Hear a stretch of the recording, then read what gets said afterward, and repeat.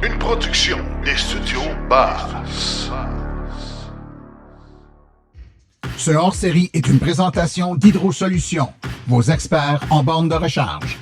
Pour le service à la clientèle, composez le 514-353-0077 ou visitez le hydrosolutions.com.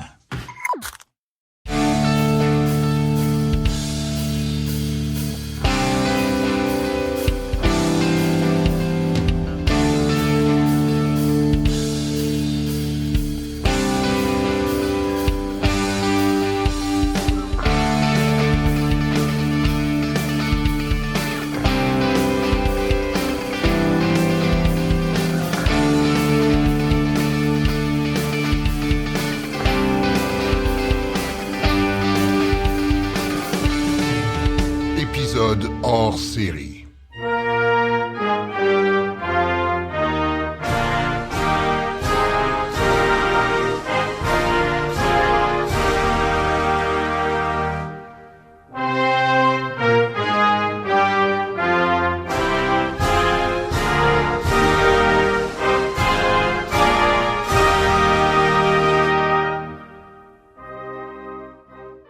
Alors, c'est sur cet hymne national norvégien que j'ai le bonheur d'accueillir mon ami Yannick Asselin. Bonjour Yannick. Salut Martin.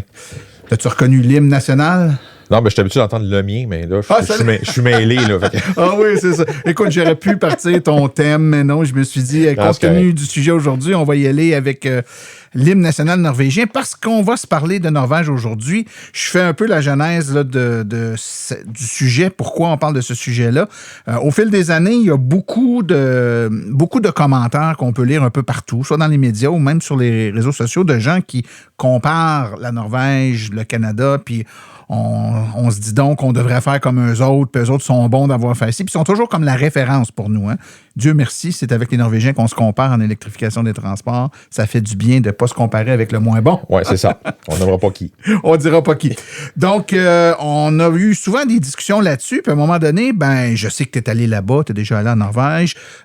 J'ai vu un peu des réponses, puis des recherches que tu avais faites sur ce sujet, puis j'ai dit, Yannick, à un moment donné, ça serait le fun qu'on prenne le temps d'en parler, puis qu'on explique un peu aux gens comment ça fonctionne vraiment là-bas, pour que quand on fasse des comparaisons à nos amis ou aux gens avec qui on discute, qu'on soit un peu moins dans les clichés puis qu'on ait un peu plus de viande là, sur nos...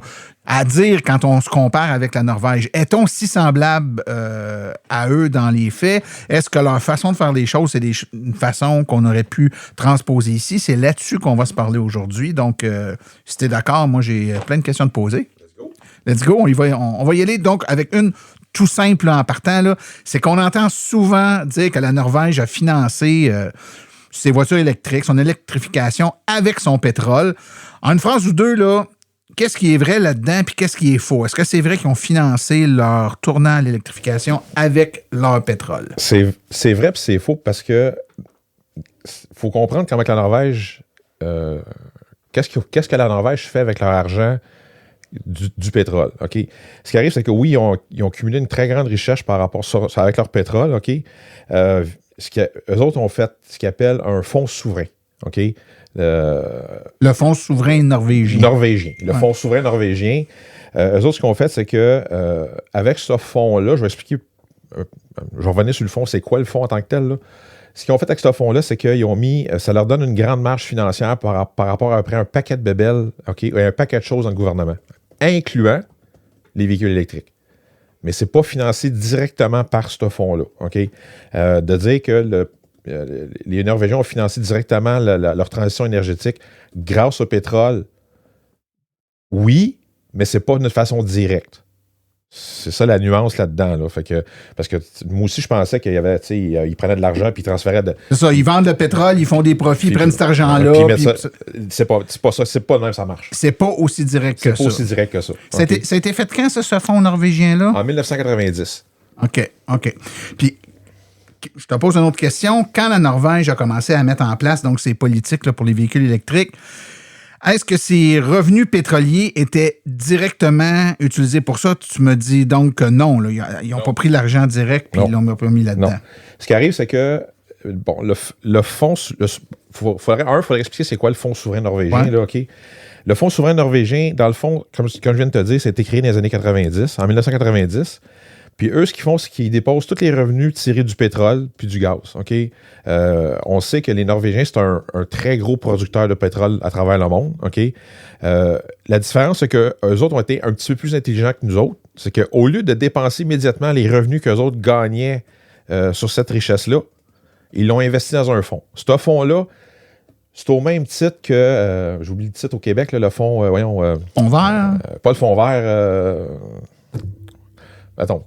Le fonds de la FTQ, mais vraiment le même style. Tu sais, la FTQ, eux autres vont prendre, ils vont faire des placements, ils vont avoir des investissements, ils vont acheter des immeubles, des actions. Ils vont faire fructifier cette affaire-là. Ils ont fait exactement la même chose. OK. Ils ont fait exactement la même chose. Pour vous donner une idée, aujourd'hui, ce fonds-là est évalué à peu près à 1 milliard US. Pas 1 milliard, à 1000 milliards US. 1000 milliards US. En anglais, ils vont dire $1 trillion. Ouais. Ça. OK. Donc, ils ont exploité le pétrole, ils ont vendu ça, ils ont fait de l'argent, ils ont placé, ils ont fait fructifier ces sommes-là. Puis au fil du temps, c'est devenu un fonds avec énormément d'argent qu'on appelle le Fonds souverain norvégien. C'est exactement ça. OK. La loi norvégienne dit que dans ce fonds-là, OK, les gouvernements n'ont pas le droit de prendre plus que 3% de ce fonds-là pour boucler leur budget. Et ce 3%-là, c'est un chiffre qui ne vient pas de nulle part, qui n'a pas été lancé dans les airs comme ça. C'est quand même beaucoup d'argent, 3% sur 1000 milliards, oui. Là. Mais ce 3%-là, ça vient du... Eux autres se sont dit, si on est capable d'avoir un rendement de 3% par année, on va être content. OK. Fait que ce 3%-là vient de là. Donc, eux autres, dans leur budget, à chaque année, ils peuvent prendre jusqu'à 3% du rendement du fonds pour arriver à boucler la santé, l'éducation, la transition énergétique, etc. Donc, ça sert à plein d'affaires. À plein d'affaires. Donc ils n'ont pas vendu le pétrole. Fait que tu trouves avoir répondu à ma question par la bande. Là. Donc, ils n'ont pas vendu le pétrole pour financer l'électrification. Ils ont vendu le pétrole pour faire de l'argent. Ils ont fait fructifier l'argent. Fait que cet argent-là, ils en prennent une petite partie à chaque année, 3% maximum. Ouais. Puis, s'il manque un peu d'argent pour arriver au niveau des autoroutes, ben, ils peuvent en mettre là. Ils peuvent en mettre en éducation, un peu partout. Un peu partout. Exactement ça. Fait que c'est la façon qu'eux autres ont géré leur revenu pétrolier versus beaucoup d'autres gouvernements qu'eux vont dire « Ah, ça m'a rapporté 2 milliards cette année, le 2 milliards, je le dépense tout de suite. » Comme j'ai dit tantôt, ils ont été un petit peu plus intelligents que bien du monde. C'est ça la grosse différence entre parce qu'on va voir plus tard, là, j'ai une petite histoire parce que des fois, mon petit côté historien va sortir parce que les gens ne savent pas que je suis peut-être un vendeur de char, mais j'ai un bac en histoire. écoute. On va le mettre à profit. C'est ça. Mais tantôt, je vais vous conter une histoire. Vous allez voir comment on va comparer le Canada puis la Norvège, comment on pourrait arranger ça, puis il y aurait-tu moins de faire de quoi comme eux autres. À eux, hein? Puis vous allez voir qu'est-ce que le Canada avait commencé à faire puis qu'est-ce qu'ils ont arrêté de faire. OK, excellent. Mais avant d'être rendu là...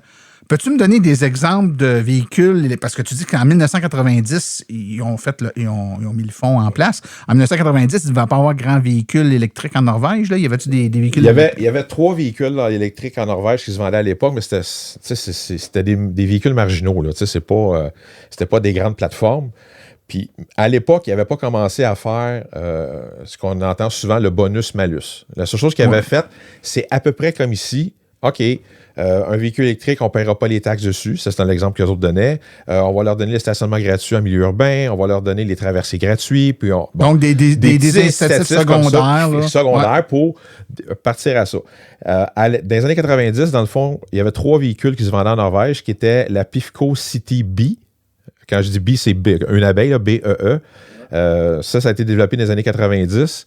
Puis les gens, pour vous donner une petite idée, là, ils sont un petit peu maniaques des Jeux olympiques. Là, ce véhicule-là avait été présenté aux Jeux olympiques de Lillehammer en 1994. OK? Il s'est vendu en 1996 de ce véhicule-là, à peu près 120 unités dans toute la Norvège. OK, fait que ça c'est pas ce qu'on appelle un gros succès commercial. Là? Non, vraiment pas. Après ça, il y a eu la Kiewit. Là, c'est K-E-W-E-T. Ça, c'est une voiture qui a été lancée en 91. Elle était plus petite, c'est vraiment une petite citadine. Là. Puis après ça, il y a eu la Tink City. Ça, c'est elle qui a à peu près connu le plus de succès en Norvège. Okay? Mais ça reste que c'est quand même des véhicules qui sont très marginalisés. Là. Ça n'est pas vendu 800 000. Là. Non, c'est ça. C'est pas comme les Tesla 3, mettons. Non, on n'est pas le même fait. Juste pour donner une idée à nos auditeurs, parce que là, on parle de 1990, montrer que la Norvège aussi, comme tout le monde, partait d'un monde où il n'y en avait pas d'auto électrique, à un monde où aujourd'hui, pour donner une idée de l'ampleur, là, on sait que la Norvège approche là, le haut du 90% de véhicules électriques sur les routes. Au mois de mars 2026, donc il y a quelques mois à peine, là, 2 mois à peine, dans toute la Norvège, il s'est vendu 12 voitures à essence. 12 voitures dans un mois pour un pays au complet. Ça vous donne une idée à quel point le tournant est fait là-bas. C'est ça. C'est extraordinaire. Mais tu sais, eux autres ont réussi à faire ce que nous, on n'a pas réussi à faire. Parce qu'avec leur système de bonus-malus, ce que les autres ont réussi à faire, c'est de démontrer que c'était illogique d'acheter une voiture thermique. Ouais. Fait qu'imagine-toi que quand tu rentres au concessionnaire, tu te dis, ouais, pourquoi je vais m'acheter un char électrique? Pourquoi j'irais m'acheter un char à gaz? Ça n'a pas de sens. Ben, c'est ça. Mais c'est le illogique, le pas de sens, là, il est là. Et c'est qu'est-ce que les autres ont réussi à faire avec le côté malus des choses et le côté bonus qu'ils ont donné aux véhicules électriques. Écoute, je sens qu'on va tomber là-dedans assez rapidement, mon cher ami, mais avant, j'aimerais ça que tu me parles, le fameux fonds norvégien, là. Donc, quand ils ont commencé leur électrification, donc à partir le fonds est arrivé des années 90, tu l'as dit, puis là, ben, un peu comme tout le monde, les premiers véhicules, tu en as nommé quelques-uns. Est-ce qu'il a réellement servi à financer ce départ-là vers l'électrification? Non, ça revient à dire ce que je te disais, c'est 3 Fait que, tu sais, si le gouvernement aurait dit, nous autres, on n'embarque pas dans les véhicules électriques, le fonds n'aurait pas servi à ça. C'est seulement 3 pour boucler leur budget total. Tu sais, il aurait pu dire, OK, je vais prendre 3 pour les voitures électriques, ou j'aurais pu prendre, mettons, 0,5 de ce 3-là pour les voitures électriques, puis le restant, ça serait mis d'autres affaires. Sauf que tout le long de cette transition-là, ils n'ont jamais financé directement une voiture électrique comme que nous, on fait ici. Ouais. De dire, je vais donner 7 000 $ ou je vais donner 5 000 $. Ils n'ont jamais donné de l'argent aux citoyens dans l'objectif. Jamais. Parce que eux autres, le système de bonus-malus, leur idée, comme je l'ai dit tantôt, c'était de démontrer l'illogisme d'acheter une voiture thermique. Donc, ce qui arrive, c'est qu'ils mettent tellement de malus sur une voiture thermique versus un bonus sur une voiture électrique que tu fais, ouais, ça n'a pas de bon sens. Bon, ben c'est ça justement. Les principaux incitatifs ou en tout cas mesures qu'ils ont mis en place, qui a fait décoller la voiture électrique en Norvège, là, tu dis que c'est pas des subventions directes, donc c'est quoi qu'ils ont fait, là, clairement? Première des choses, en Norvège, que vous achetez une voiture électrique ou une voiture à essence, c'est 25 de taxes en partant. Parce que c'est un véhicule. Parce que c'est un véhicule, la taxe là-bas, on peut dire la TPS, là, OK, entre guillemets, c'est 25 Première chose qu'ils ont fait sauter, quand vous achetez une voiture électrique, ils ont enlevé cette taxe-là. Donc, c'est pas un incitatif direct, sauf que c'est un montant qui n'est pas perçu par le gouvernement. Tu vois la différence? Oui. Non, je comprends. T'sais? Le gouvernement ne te retourne pas de l'argent, il te permet de moins lui en envoyer. C'est ça. Tu sais, le problème que nous, on a connu au Canada, on l'a vu l'année passée, quand le gouvernement arrive, ils ont dit « Ah, le fonds est vide. » Mais si on aurait eu quelque chose comme ça, de dire « On ne charge pas de TPS ou de TVQ sur le véhicule, le fonds n'aurait jamais été vide. » Ça ne sort pas de l'argent des coffres, ça fait en sorte qu'il en rentre moins. Il ne rentre pas. Ouais, c'est ça. OK? Ça, c'est la première chose qu'ils ont faite. Donc, enlever la taxe de 25 sur les voitures électriques. Ils ont enlevé les taxes sur l'immatriculation. Ils ont mis des péages gratuits. Même principe que, mettons, le pont de la A25 ou quand vous passez sur l'autoroute 30, ces péages-là, c'est gratuit pour eux autres. Le stationnement dans certaines villes, c'est gratuit aussi. Okay? Quand je suis allé en Norvège, à Bergen, c'était drôle parce que tu voyais des stationnements publics. Puis, mettons, tu avais une guérite en avant, puis c'était marqué en norvégien, puis j'avais pris mon Google Traduction là, pour voir. Puis c'était marqué genre voiture électrique gratuite. Fait que tu fais, OK. Fait que ça, c'est encore en place. On parle de ça aujourd'hui. Puis comme ici au Canada, au Québec, on a les accès aux voies réservées.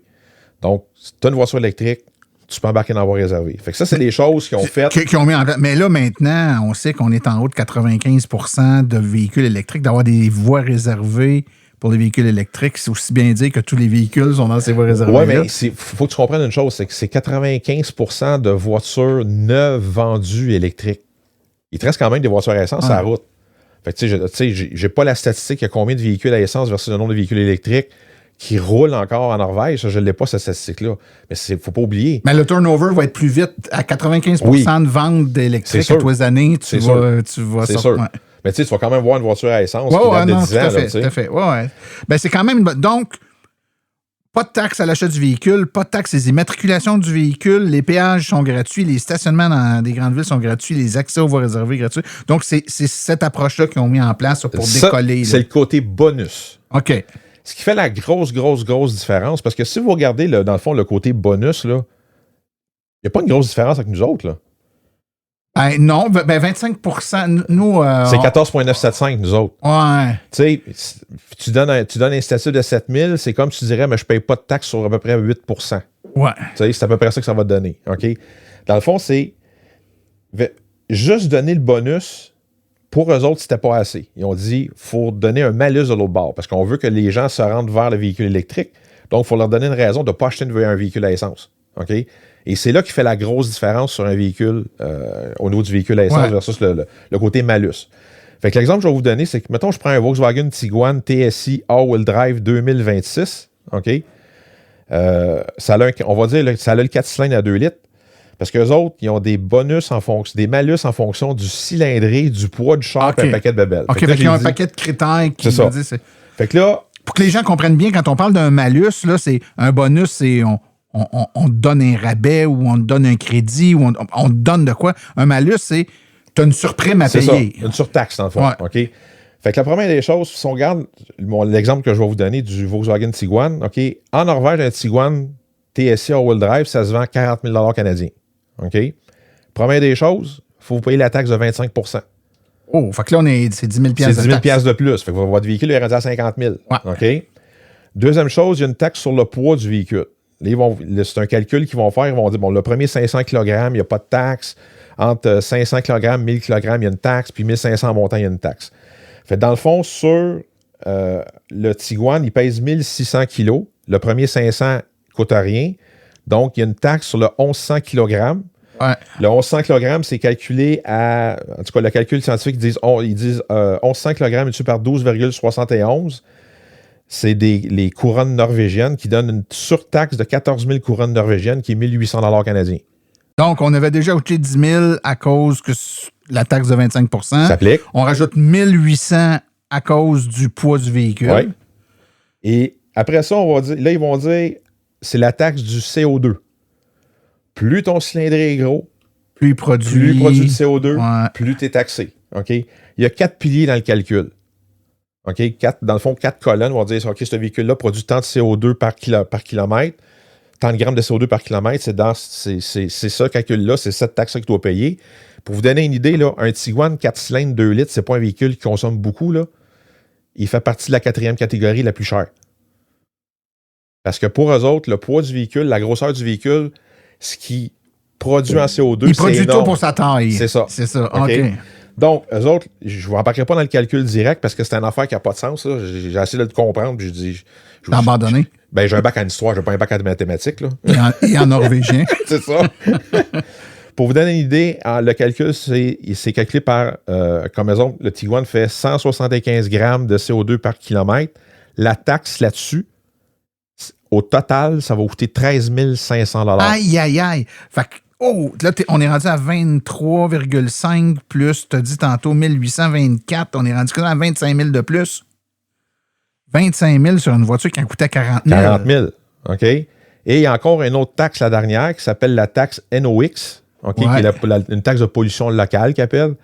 Pour le Tiguan, cette taxe-là, c'est 400 $ canadiens. Là, c'est tous les chiffres que je vous donne, c'est en canadien, OK? Fait que là, on parle d'un Tiguan qui coûtait 40 000. Avec toutes les taxes qu'on va rajouter, le même Tiguan, pour sortir du concessionnaire, il vient de coûter 65 700 $. Après ça, on pleure qu'on est trop taxé ici. Tabardouche. OK, wow. Fait que là, le client rentre, puis il dit, OK, je vais regarder un Tiguan à 40 000, ça lui coûte 65 700, puis le vendeur va dire, ben, regardez un véhicule électrique, il va vous coûter 40 000. Ou même s'il y aurait un véhicule à 50 000. Et tu vas avoir tous les avantages dont on a parlé tantôt, stationnement. C'est ça. Okay. C'est là qu'on a démontré l'illogique d'acheter un véhicule à essence. Ça fait que c'est pas juste de donner un bonbon, c'est de l'autre côté, ne pas prendre l'option électrique, ça va faire mal. C'est ça. Puis on s'arrange pour que ça fasse mal. Tu sors le bonbon, mais de l'autre côté, tu sors la brique aussi. OK, c'est intéressant. Quand on regarde ça, Yannick, là, de près, est-ce que cette transition-là a coûté cher au gouvernement norvégien ou est-ce que c'est tu disais, on ne sort pas de l'argent tantôt, c'est plus des taxes pas perçues. Fait que dans le fond, ça n'a pas sorti beaucoup d'argent pour le gouvernement, c'était plus des taxes non perçues. C'est des taxes non perçues. Le gouvernement norvégien, en 2024, ouais, c'est ça. Le dernier chiffre que j'avais trouvé, c'est 2024. Eux avaient calculé que depuis 2007, ça leur avait coûté on ne peut pas dire coûter. Il y a eu moins d'argent qui est rentré dans les coffres d'État. OK? La valeur pour eux autres en canadien, c'était 95 milliards 422 millions 720 000 $. C'est qu'est-ce que l'autre avait calculé, ce qui donne une moyenne de 5,2 milliards par année. OK? Là, les gens vont dire, hey, ben là, attends une minute, là. Ça leur a coûté 5,2 milliards par année, là, cette transition énergétique-là. Mais c'est quoi le plus drôle de tout ça? En faisant une transition énergétique comme ça, puis en étant producteur de pétrole, ils ont vendu plus de pétrole. Parce que t'en vends moins pour l'interne, t'en vends plus pour l'externe. OK, fait qu'ils sont allés chercher des revenus supplémentaires. En plus. Fait que, tu sais, ça a-tu vraiment coûté 95 milliards sur une période de 18 ans?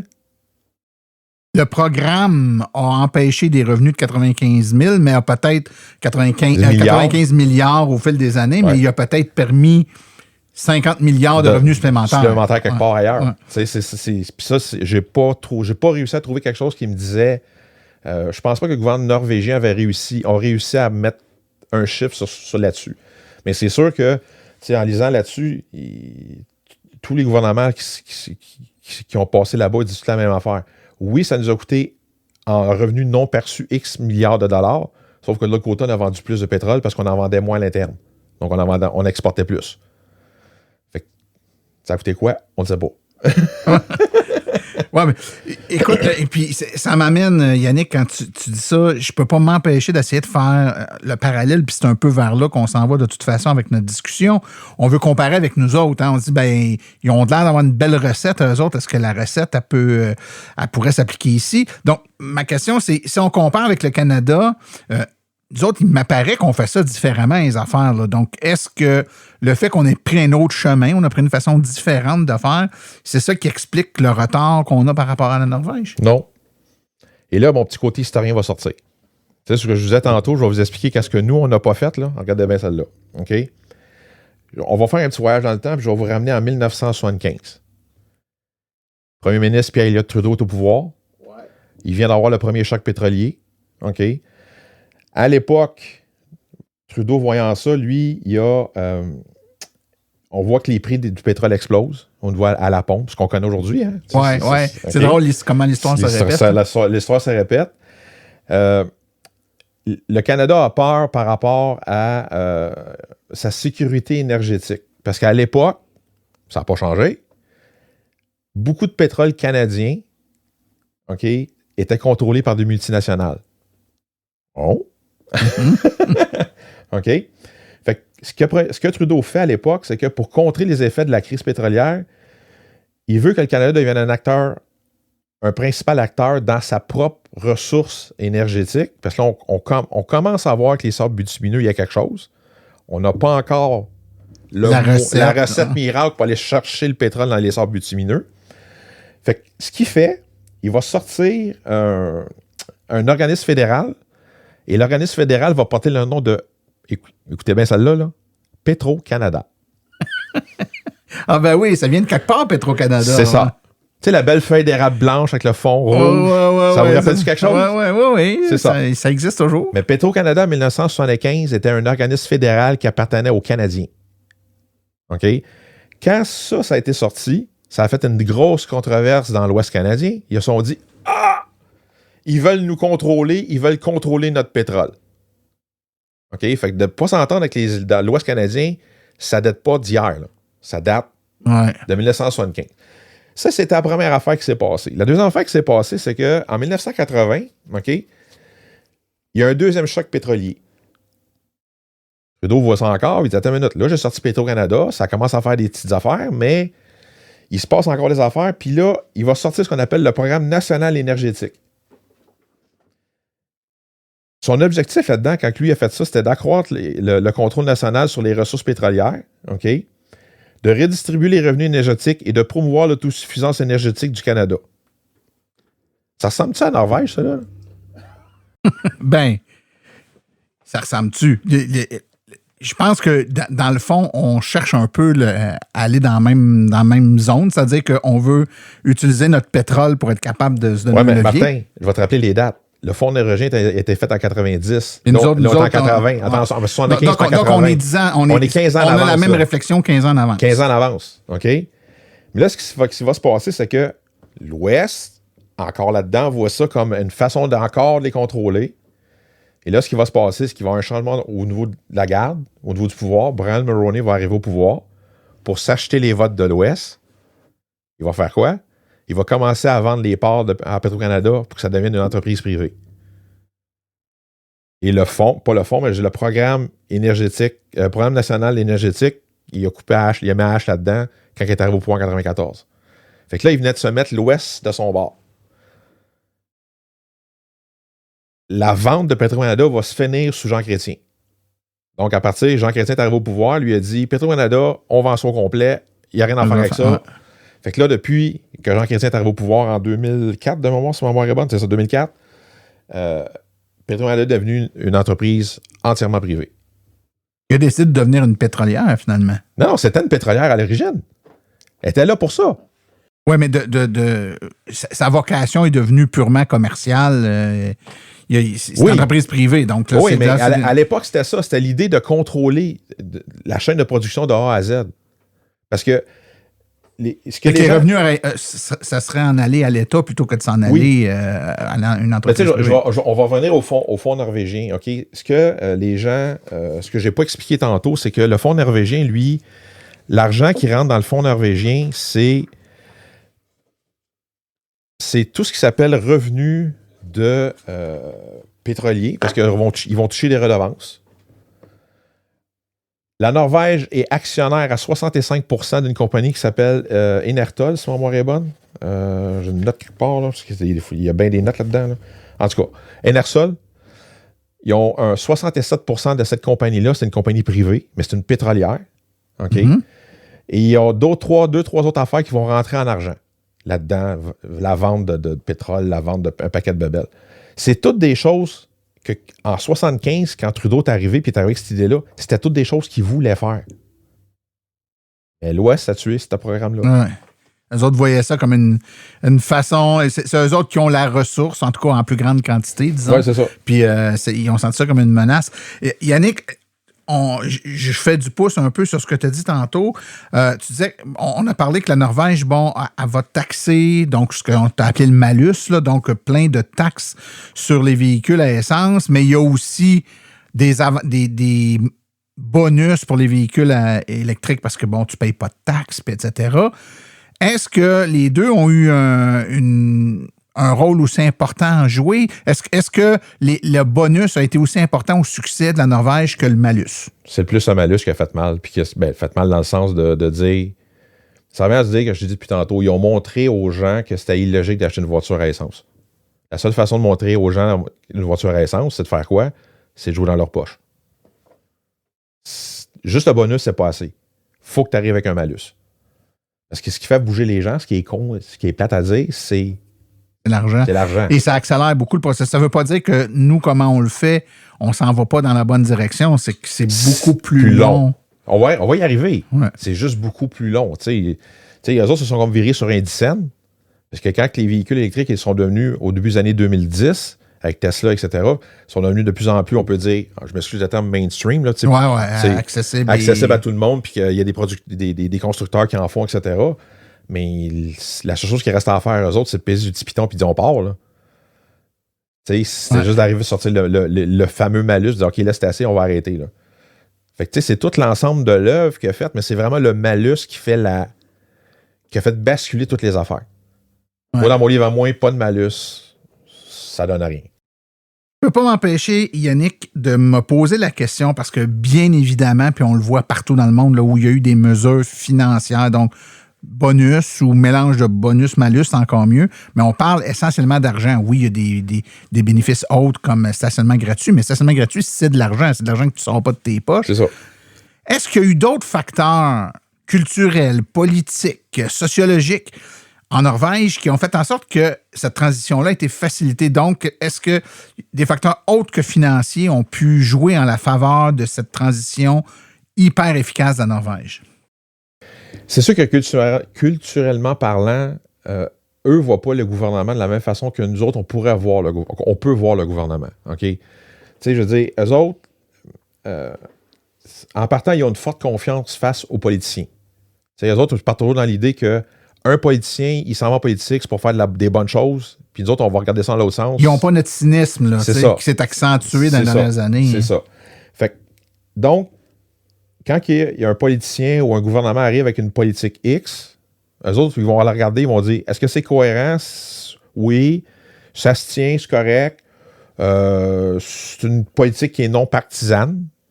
Parce que on marche souvent avec des gouvernements de coalition en Norvège. T'sais. C'est non partisan. OK, c'est correct. Tu vois le genre, qu'est-ce que ça peut donner comme affaire comme ça? Donc, ce qui arrive, c'est que quand ils vont sortir un système, on va dire, OK, on ne taxe pas les véhicules électriques, mais on va taxer les véhicules à essence. OK, c'est logique. Parce que eux autres, à la base, ce qui est quelque chose qui est important pour eux autres, les Norvégiens, en plus, bon, on parlait du culturel, c'est eux autres, l'environnement, c'est hyper important. C'est déjà un peu comme au Québec, c'est plus important pour nous. On le sent que c'est plus dans notre cœur qu'ailleurs au Canada. Moi, je pense que l'environnement, des fois au Québec et au Canada, c'est une mode. Hein?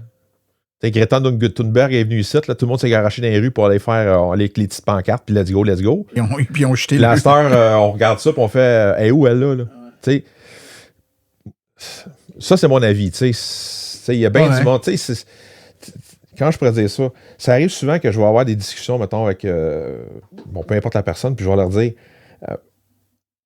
moi, ce qui m'a vendu une voiture électrique, ça n'a pas été l'environnement. Moi, personnellement, ça n'a pas été ça.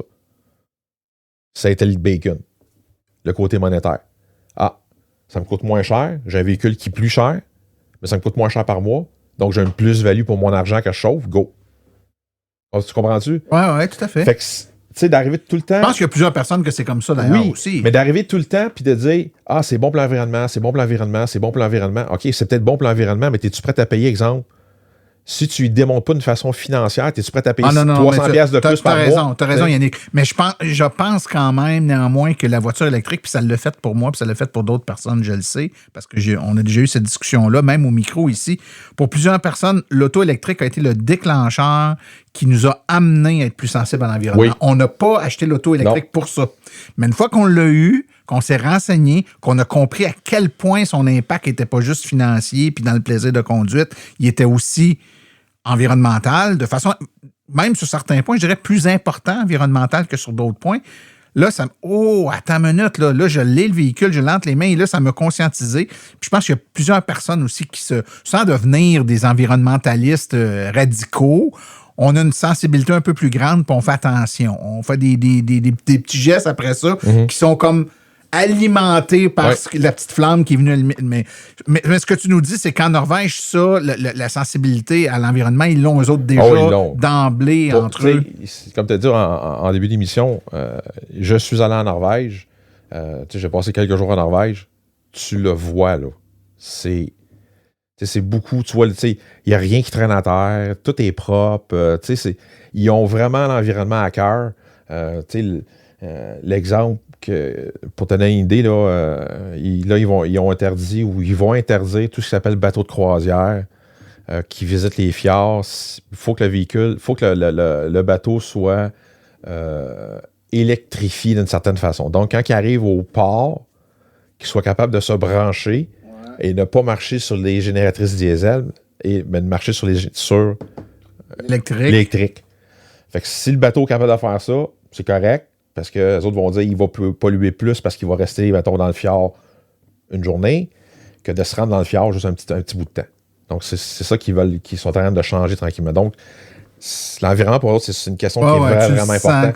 Tu le sens, puis, comme je l'ai dit, pour avoir été là, puis quand tu débarques, quand je suis allé en croisière là-bas, là, mais quand je suis débarqué du bateau, là, puis j'étais dans le fjord de Geiranger, là, mon homme, là, je peux te dire que tu fais comme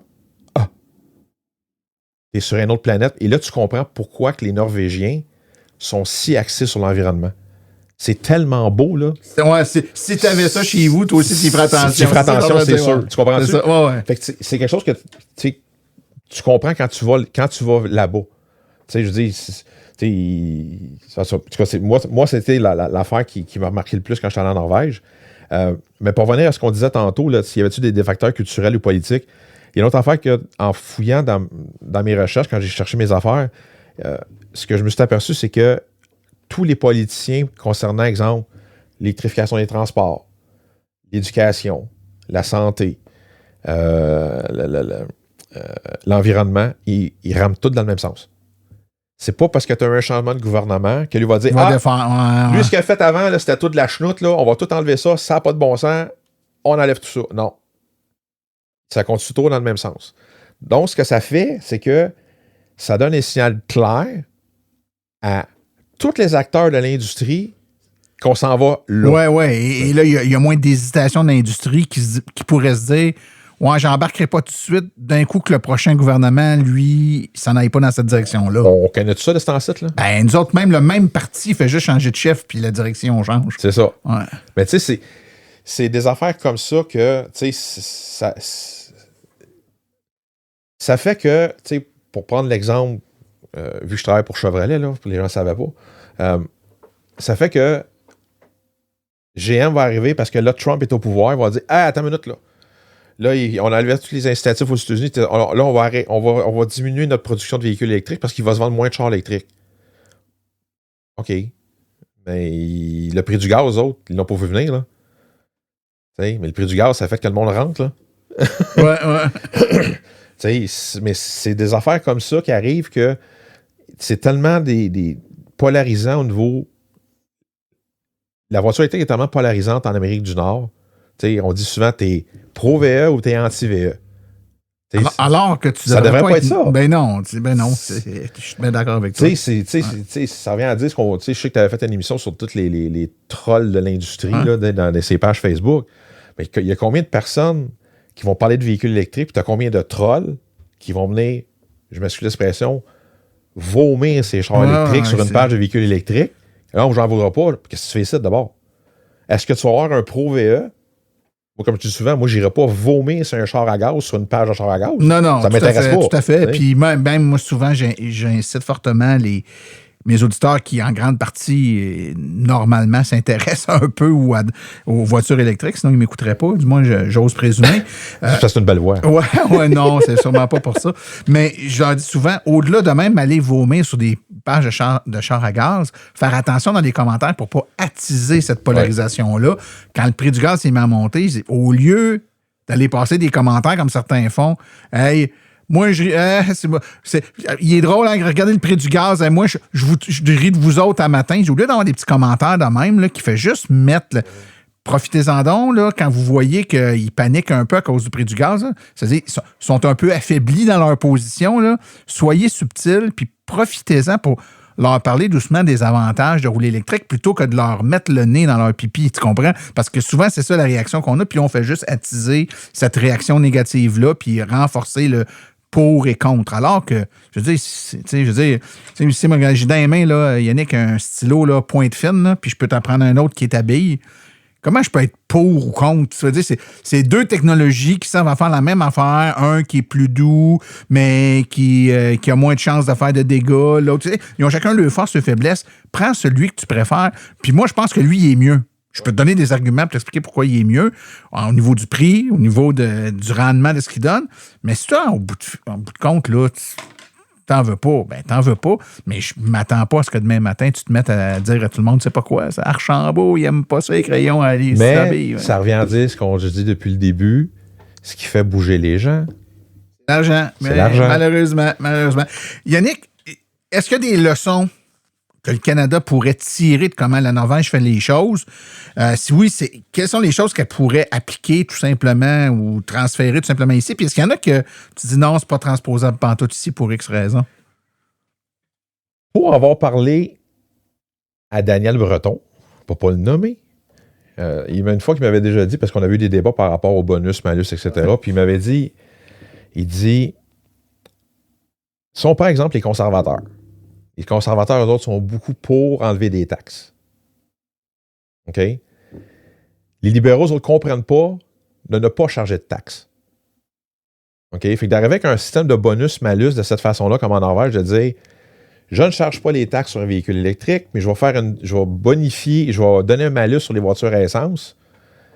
Arriver avec une affaire, par exemple, de 15% plus cher, parce que tu charges pas de taxe d'un bord puis une taxe de l'autre bord, moi, je pense pas que ça marche au Canada. Parce qu'on a un côté cynique face à la politique. Ouais, notre relation avec la politique, les politiciens, les partis politiques fait en sorte qu'on percevrait ça comme étant une attaque de l'autre parti plutôt qu'un geste cohérent dans une direction qui... Ben, ça va venir à dire... je vois déjà je ne veux pas parler de politique, mais je vois déjà certaines personnes du côté conservateur qui vont dire regardez, il est encore contre les petits, la classe moyenne, puis les autres qui sont prêts à se payer un char électrique. Moi, c'est mon auto, mon choix. C'est mon choix, mon auto. Là, tu vois le genre. Mais tu sais, d'arriver avec un malus puis de dire OK, je vais faire un malus, puis exemple, un fermier n'aura pas le droit, n'aura pas ce malus-là parce qu'il a vraiment besoin d'un véhicule pour travailler. Le gars de la construction, l'entrepreneur. Tu veux dire un malus, par exemple, les grosses cylindrées, on met un malus, mais ce malus-là ne s'applique pas à ceux qui n'ont pas le choix d'avoir une grosse cylindrée. Tu sais, le gars qui s'arrête un pick-up, là, parce qu'il tire son bateau 2 fois par année, là, je m'excuse, là, tu ne devrais pas avoir un pick-up. Comprends-tu? Oui. Parce qu'il y en a, là, tu sais, j'ai laissé un bateau. Mais tu sais, moi, j'ai connu quelqu'un, là, OK, là, il est rendu que je parlais avec des autos électriques, là, OK. Mais le gars, il avait un Ford F-150 parce qu'il tirait une roulotte 2 fois par année. Au printemps, il apprenait de sa cour, il l'amenait dans son camping. Puis l'automne, il prenait du camping, il le ramenait dans sa cour. Le gars se prenait un F-150. Fait pour 6 heures de transport dans une année, il traînait pendant 365 jours un véhicule immensément trop gros pour ses besoins. Ouais. OK? Fait que d'arriver à un gars comme ça, de dire regarde, toi, tu n'as pas vraiment besoin d'un F-150, on va te donner le malus. Toi, tu es un entrepreneur, tu as besoin des camions pour travailler. Tu es un fermier, tu as besoin des camions pour travailler. Toi, tu n'auras pas le malus. Ça serait quelque chose que je pense que ça pourrait arriver. Mais il faut le faire. Il faut avoir le gars politique de le faire. Ce que tu es en train de dire, c'est qu'on ne peut pas copier tel quel, mais on pourrait peut-être adapter, s'inspirer de la logique. Oui. L'autre affaire que je dirais, c'est de stabiliser les règles. De ne pas connaître ce qu'on a fait au début de l'année 2025. Du jour au lendemain, il n'y a plus de subvention, c'est fini. Ça rend l'industrie très nerveuse, ça rend les consommateurs très nerveux, puis on ne sait pas ce qu'on s'en va. Les concessionnaires ne savent pas ce qu'ils s'en vont. Les constructeurs ne savent pas ce qu'ils s'en vont. Regarde, le plus bel exemple que je vais donner à Martin, là, on enregistre ça, là, on est quoi, quelle date? 17, là, je ne sais pas trop. Le 13 mai. Le 13 mai. En date du 1er mai, là, OK? Parce que les subventions fédérales sont arrivées en mars, là. Nous autres, les concessionnaires commandent les véhicules 3 mois d'avance. Il y a 3 mois, on est en janvier. Il n'y a pas de subvention fédérale. On n'entend absolument rien parler au niveau du fédéral comme quoi qu'il y a des subventions qui vont revenir. Demande-moi s'il y a des concessionnaires qui ont commandé des Equinox électriques ou des BSR électriques. Ils n'ont pas commandé beaucoup. Hein? En date du 1er mai, il restait au Québec moins de 100 Equinox de disponibles et moins de 75 Blazers de disponibles. L'année passée, à pareille date, j'en avais 250 dans l'inventaire de Bourgeois. Pourquoi? Parce que vous n'avez pas commandé ne sachant pas. Ne sachant pas. Nous autres, on avait commandé, mais on n'avait pas commandé autant que l'année passée. Mais on s'est fait vider. Ouais. Donc d'avoir une stabilité dans les règles, d'avoir de la prévisibilité, voir à l'avance les choses pour être capable de prendre des bonnes décisions. Ce qui arrive en Norvège, parce que tous les gouvernements sont à peu près alignés sur les mêmes affaires, ça fait en sorte que tu n'as pas peur, il n'y aura pas de changement, il n'y a pas d'annulation imprévue, puis on la ramène, puis non, on la ramène pas. C'est ça. Donc, si on était capable d'avoir cette stabilité-là ici, ça donnerait un coup de main. C'est ça.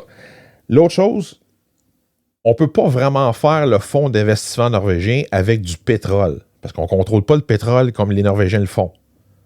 L'affaire, par exemple, que le gouvernement du Québec est en train de faire, il essaie de développer une filière batterie. Ouais, les minéraux critiques. Les minéraux critiques, là. Ce matin, là, il y en a, bon, là, tu l'as vu, là, il y a, pour pas la nommer, mais là, Christine Fréchette en parlant au Parlement. Là. Mm-hmm. Elle s'est fait poser une question par rapport à lithium Namaska, puis il a dit maintenant, regarde, c'est un investissement qu'on fait. Il faut voir ça à long terme, il faut voir si. Mais de l'autre côté de la Chambre, ça fait de la petite politique. C'est encore des milliards qu'on va perdre.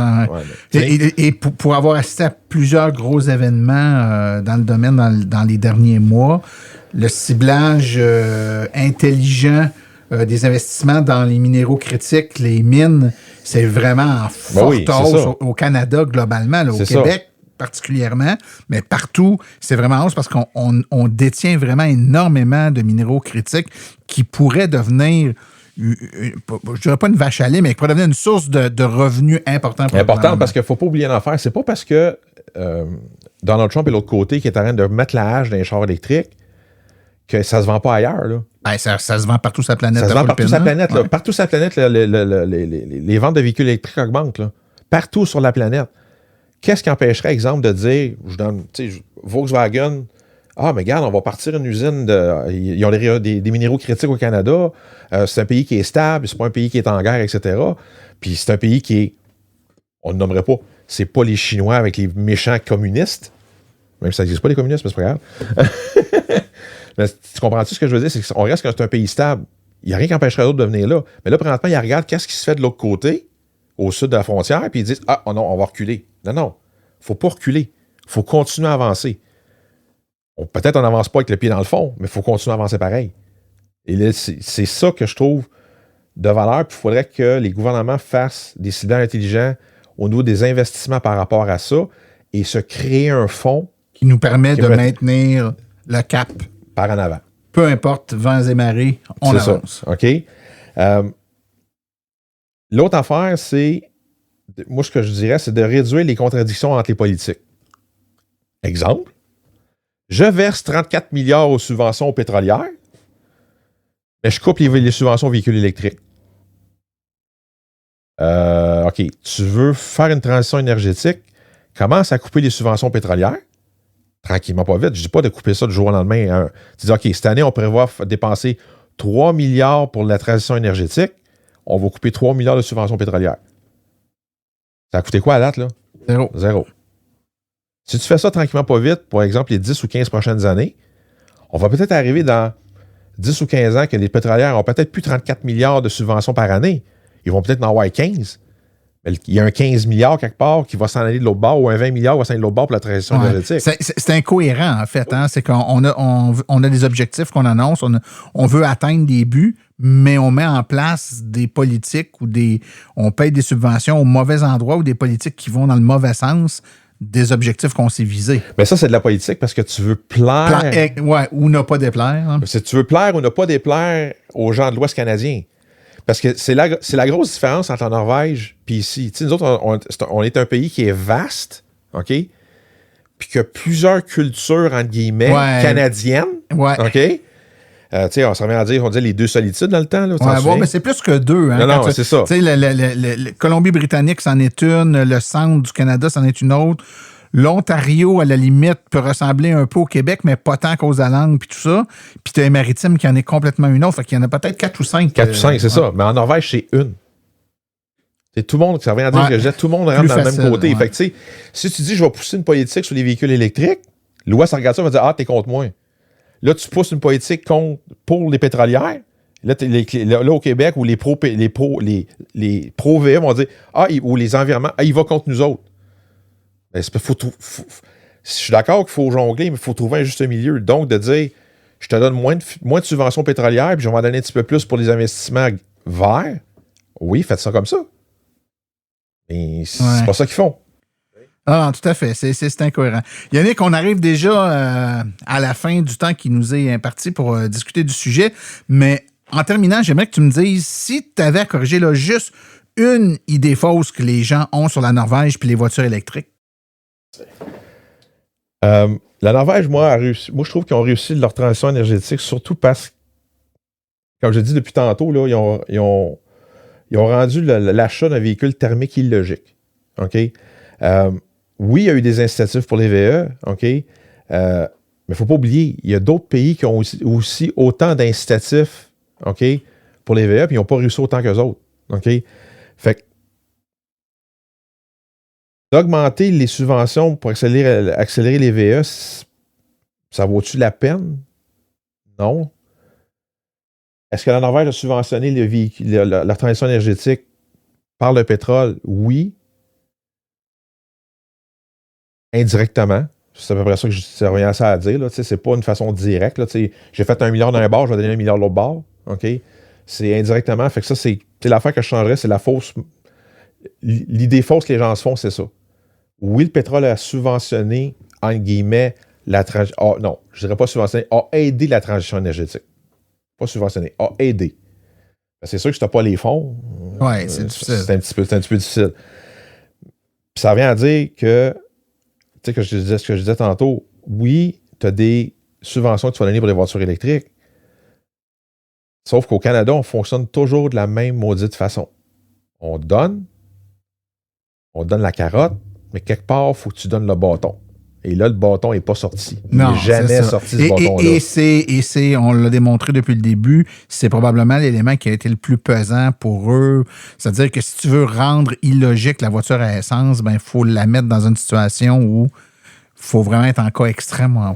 Faut arriver à un point que, comme tu as fait, comme j'ai fait en 2012, de s'asseoir puis de dire, voyons, pourquoi je mettrais un char à essence? Ça me coûte plus cher. Mais c'est parce qu'il y a des gens présentement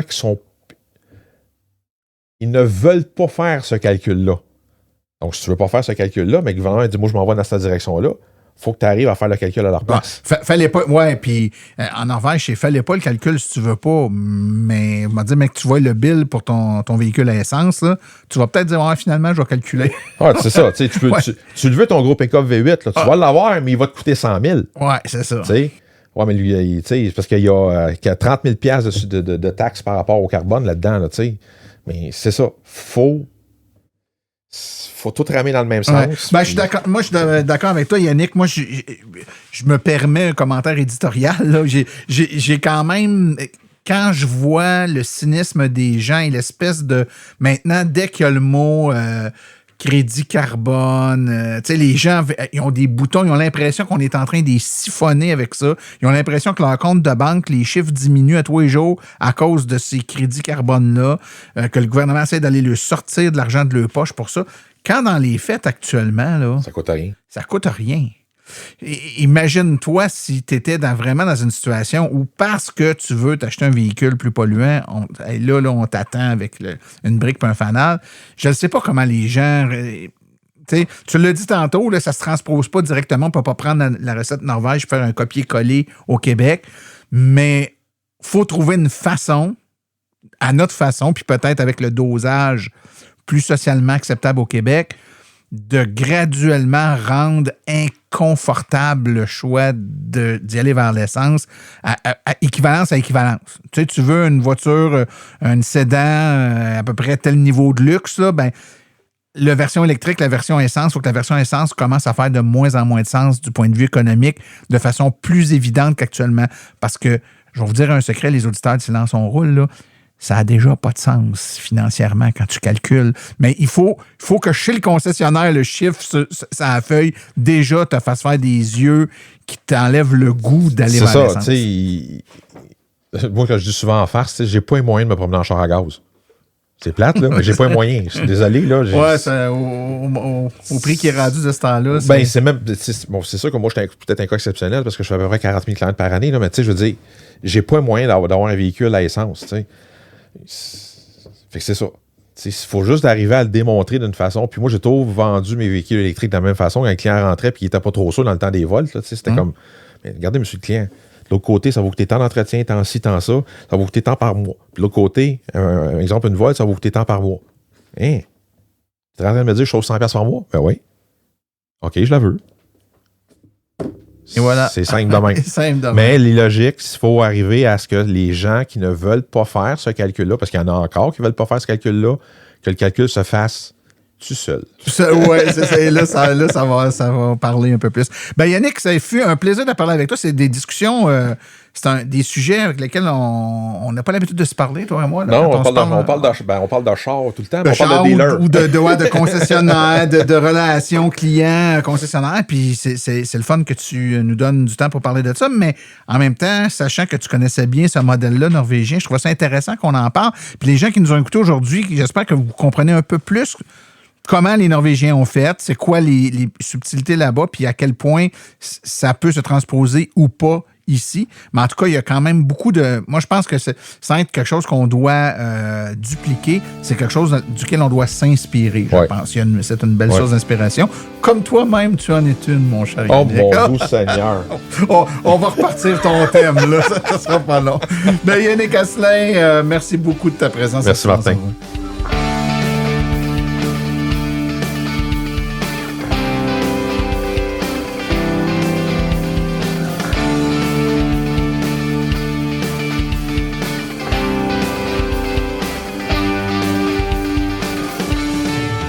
Épisode hors série.